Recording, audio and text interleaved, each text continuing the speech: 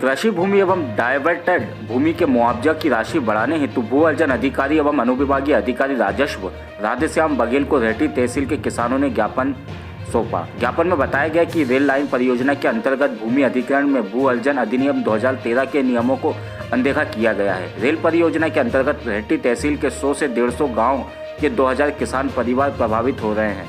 किसानों का आरोप है कि शासन द्वारा उच्च अधिकारियों के दबाव में नियमों का पालन नहीं किया जा रहा है। किसानों का कहना है रेलवे द्वारा जो अवार्ड पारित किया गया है वह कलेक्टर गाइडलाइन के आधार पर है, परंतु गाइडलाइन में दिए गए प्रावधानों का पालन नहीं किया गया। किसानों का आरोप है कलेक्टर गाइडलाइन में पिछले 3 वर्षों से कोई वृद्धि नहीं हुई, जबकि भूमि का वर्तमान मूल्य बहुत अधिक बढ़ चुका है।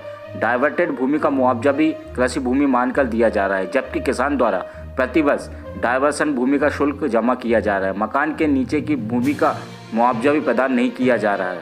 किसानों ने मांग की है कि केंद्र सरकार की परियोजना होने से केंद्र सरकार द्वारा निर्धारित मल्टीप्लाई फैक्टर का 4 गुना मुआवजा राशि प्रदान की जाना चाहिए। आप लोग रहते हैं, आपकी क्या कुछ समस्या है? यहाँ पे आके आप लोग क्या कर रहे हैं? हम रेहटी तहसील और बुधनी तहसील के पूरे किसान वर्ग हैं। हमारी ज़मीन रेलवे ने अधिग्रहण की है, कुछ ज़मीन को हाईवे के लिए अधिग्रहण की गई है और उस ज़मीन का हमें उचित मुआवजा राशि नहीं मिल रही है। इसलिए हम सभी किसान अधिग्रहण कानून के तहत पीड़ित हैं। इसलिए हम यहाँ पर एसडीएम साहब के यहाँ अपना ज्ञापन देने आए हैं कि हमारी मांग के ऊपर और हमारी जो ज़मीन जा रही है उसके ऊपर विशेष विचार किया जाए और हमें उचित मुआवजा दिया जाए, ताकि हम कहीं ना कहीं ज़मीन लेके अपने परिवार को चला सकें। आप लोगों की दिक्कत क्या है?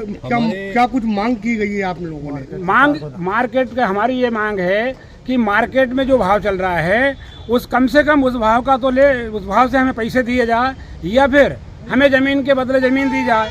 अगर ऐसी ज़मीन हमारी अधिग्रहण कर ली तो हमारे आने वाली पीढ़ी बेरोजगार हो जाएगी, बेसहारा हो जाएगी और हम भी बेसहारा हो जाएंगे। अभी जो मुआवजा वर्तमान में कुछ लोगों के पास नोटिस आए हैं उसमें ऐसा लग रहा है कि हम उतनी ही ज़मीन खरीद नहीं पाएंगे जितनी हमारी गवर्नमेंट अधिग्रहण कर रही है। हमें नहीं मालूम क्या रेट से दे रहे हैं, कैसा दे रहे हैं। अभी रसूलगंज तहसील में कुछ किसानों को मुआवजे के लिए नोटिस दिए गए हैं और वो मुआवजे के आधार पे हम उतने पैसे में हमारे परिवार चलाने के लिए हम उतनी ही ज़मीन नहीं खरीद पाएंगे जितनी अधिग्रहण हो रही है। और कुछ गांव की गाइडलाइन कम है, कुछ गांव की गाइडलाइन ज़्यादा है। हाँ, ऐसा वो भी एक दिक्कत। अब वो गाइडलाइन का देखो, हम एक सवाल ये रहेगा, यदि मान लो आपकी मांगे नहीं जा रही तो आगे क्या कुछ करोगे? तो यहाँ पे ज्ञापन देने आए, ज्ञापन के बाद भी यदि आप लोगों की मांगे नहीं मानी गई तो क्या कुछ आगे आपकी वो रहेगी?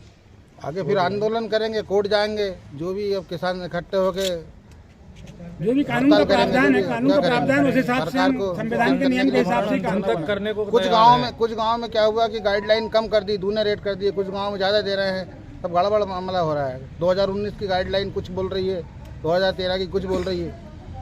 वर्तमान गाइडलाइन है, इससे क्या है? तो किसान को कुछ होगा नहीं। करने के बाद और ज्ञापन देने के बाद में हम जब सभी लोग जब संतुष्ट होंगे, जब मार्केट रेट से कम हमें 4 गुना मुआवजा दिया जाए, ताकि हम हमारे आने वाले समय और परिवार के लिए कुछ व्यवस्था कर सकें।